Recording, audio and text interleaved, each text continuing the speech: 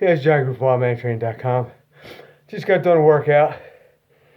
You know, for most people would think that the workouts I do are pretty easy until they actually do them.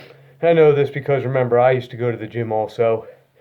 And I've trained with people who went to the gym and then came out and trained with us. And so I know, it doesn't matter. You know, I know what most people in the gym are capable of, most, and what they go to the gym for. I told most people, everybody most knows, I go for what I call, and I coined a long time ago, is conditioned strength. Strength that won't fail you on the outside of the gym. In the past, let me tell you the workout first. It was simple.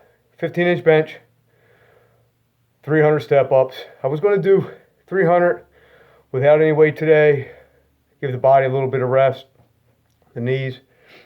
And I decided that, I don't know, my daughter's 10-pound kettlebell made it out here somehow. So I just used that and kept it in one hand and switched it.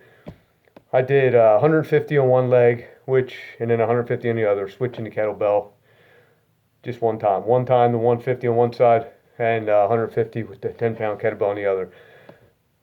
It's not a lot of weight, but it was more grip work, and a little bit of resistance is better than no resistance sometimes. And so the little bit of resistance isn't going to make or break me. However, I'm sweating and got a nice sweat, got my conditioning, my heart level up, heart rate up. And when you do 100, so you can do 25 on each leg, 50 on each leg, 10 on each leg. You know, all that stuff makes a big difference. Okay? But when you do, so if you do 150, say you're doing 300 and you do 150 per leg. Well, you do 150 straight with that one leg is going to get worked, man. It's going to get worked big. You know, so, you know, you can mix it up and it can make the workouts twice as hard, or you can make them easier. Just by, you know, step-ups, you can do, like I said, you can switch them up, 10 each leg.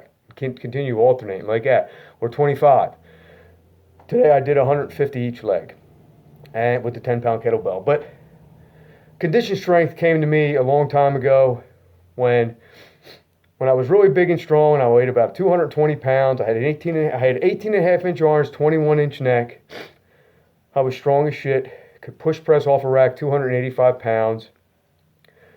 And I was in a Toughman in 1994 with 16-ounce gloves on. And at that time, I had never really had any boxing gloves on. Growing up, had a lot of fights in the street. Never had boxing gloves on.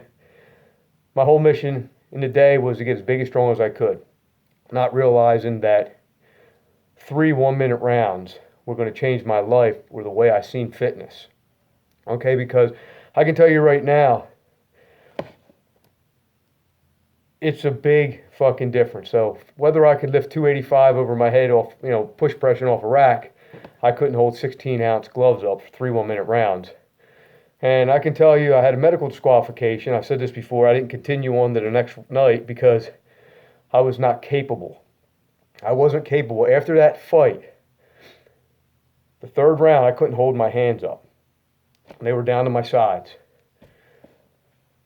The guy was teeing off on my head because I refused to take a step back because I'm stupid that way. I didn't run from him. I just took the fucking beatings to the head. You know, got nice goose eggs on the fucking forehead. But I won that fight because I got more done in the 2 rounds than that other guy did. I was throwing fucking, like my life depended on it. Not realizing my 3rd fucking round, my life did depend on it. So after that, I came home. I lost 85 pounds. Changed the way I trained. I can tell you, in the real world, my grip has failed me and my condition has failed me. I refuse to let either one of those fail me again, because I've never in the real world had to really lift 500 pounds more than one time I helped my buddy move a fucking granite concrete curb that we dug out, and I lifted one side of it up, which was it was a fucking heavy piece. But That was the only time that I can ever remember that I really had to lift any. Now I can lift. I've moved trailers, travel trailers. I've lifted those up, moved them. I can tell you, you don't need to be 500. You don't have to deadlift 500 pounds to be able to move shit like that.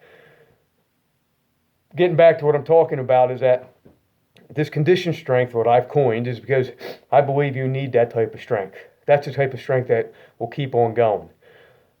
I don't believe you will, that strength, the conditioned strength will fail you before that one rep strength in the real world. Because usually what happens when shit goes down, another instance, okay, growing up I had shit cars. It was nothing for me to push a car to the fucking next block to get fucking jumped or something. Well, I've pushed cars blocks upon blocks upon blocks, and I can tell you right now, man, that's a fucking workout. That will fucking fry your legs, your lungs, and everything else. But when you look back on the things that you actually had to do, and then you look at the way you actually train, I've talked about this before. When I bought my first home, I didn't have a refrigerator, and I didn't have anybody around with a pickup truck, and I stayed home that day from work, so I didn't have anybody around to help me. So what I did is I walked 7 blocks to the used appliance store, bought a refrigerator. I asked them if I could use their hand truck, and I hand trucked my refrigerator 7 blocks to my house by myself. Okay? These are the things I've had to do, or some of the things I had to do to live my life.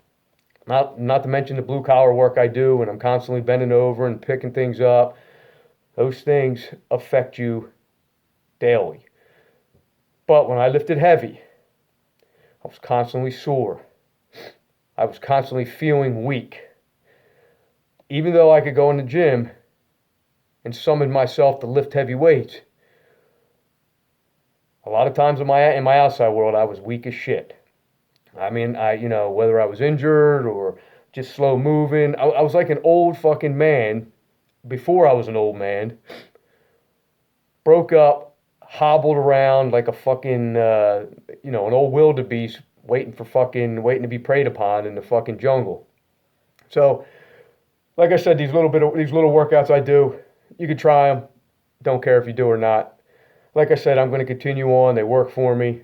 They seem to help me in the outside world, especially when I have grandkids and I like to spend time with them and I like to be able to get out there and do things without slowing down. I like to be able to throw the football around and do all those things. And not a lot of kids have dads that can do that, let alone grandkids that have grandfathers that can do that. So that's just my rant for the morning, and I'll talk to you.